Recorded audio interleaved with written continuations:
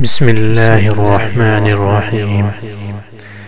غیبت کرنے والے شخص کی مثال ایسی ہے جیسے کوئی شخص اپنی ساری عمر کی نیکیاں جمع کرے اور پھر انہیں مشرق، مغرب اور شمال، جنوب چاروں طرف پھینکنا شروع کر دے۔ ایک شخص نے کسی صالح بزرگ کے سامنے کسی کی چغلی کی تو انہوں نے فرمایا، تو نے 3 زیادتیاں کی ہیں۔ ایک، میرے اور میرے بھائی کے درمیان دوری پیدا کر دی۔ 2، میرے خالی دل کو اس کے متعلق سوچنے پر مشغول کر دیا۔ 3، میری نگاہ میں اپنے مقام و مرتبے کو مجروح کر دیا۔